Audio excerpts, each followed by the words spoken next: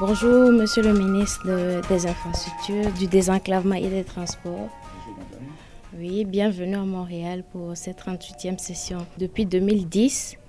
le Burkina Faso représente la région Afrique de l'Ouest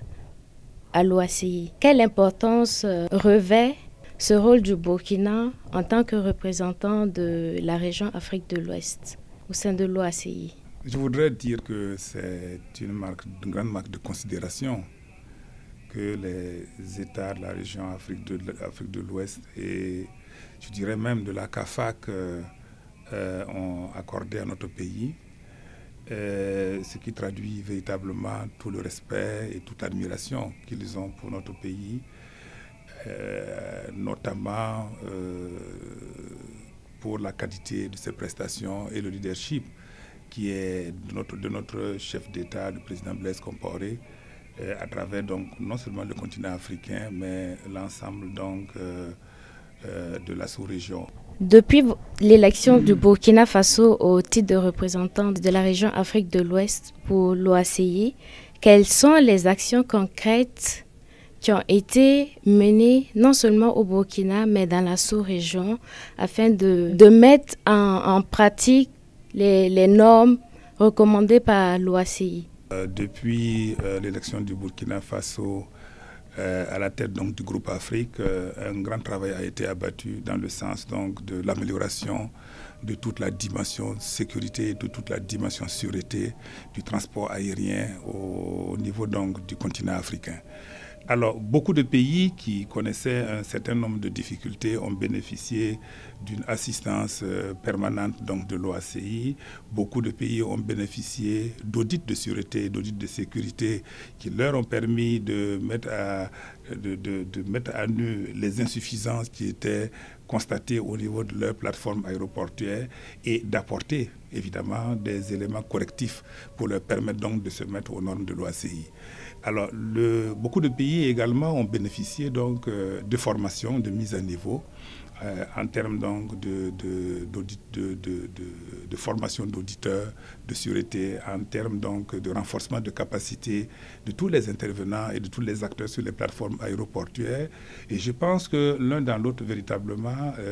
le passage du Burkina Faso à la tête du groupe des pays africains au niveau donc, du Conseil de l'OACI a permis de donner une nouvelle dynamique dans la coopération entre l'OACI et le Burkina Faso, mais également dans la coopération entre l'OACI et l'ensemble des pays justement qui ont accepté de placer leur confiance au Burkina en le désignant donc comme président du groupe au sein donc, du Conseil de l'OACI. Je dois dire que l'accompagnement de l'OACI pourrait s'inscrire en trois dimensions. La première dimension, c'est celle qui consiste à travers donc, les audits réalisés par l'OACI, les audits de sûreté, les audits de sécurité, d'évaluer un peu l'état de mise en œuvre donc, et de conduite des opérations de sûreté et de sécurité et d'identifier un peu les points de faiblesse et les actions coercitives, correctrices nécessaires qui permettront donc d'indiquer ces points de faiblesse et de permettre donc à l'État concerné de se remettre donc sur des positions qui lui confèrent en tout cas un respect des normes de l'OACI. La deuxième dimension, c'est celle qui consiste véritablement à accompagner les États concernés par ces difficultés en termes donc de propositions de plans d'action pour corriger les insuffisances. La troisième dimension, c'est ça, c'est accompagner surtout les États à renforcer non seulement la formation initiale, mais renforcer également la formation continue. Alors, l'OACI met en place des cycles de formation qui permettent donc de former des inspecteurs de sûreté, des inspecteurs de sécurité, qui permettent de former des auditeurs en sûreté, en navigation, etc. Alors, c'est donc un ensemble donc, de choses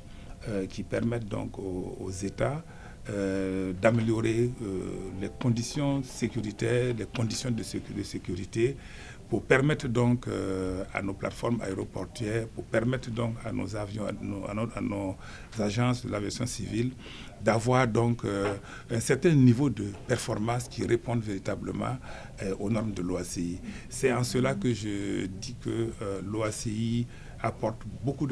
au Burkina Faso, mais beaucoup à l'ensemble des pays membres, notamment sur le continent africain. Et je dois dire que depuis ces dernières années, nombre de pays qui étaient en dessous des normes minimales ayant bénéficié justement de ces accompagnements ont vu leur niveau de sûreté, leur niveau de sécurité élevé, amélioré, et ça leur permet aujourd'hui d'être aux normes de l'OACI et de pouvoir bénéficier donc d'un certain nombre d'avantages comparatifs par rapport aux autres pays.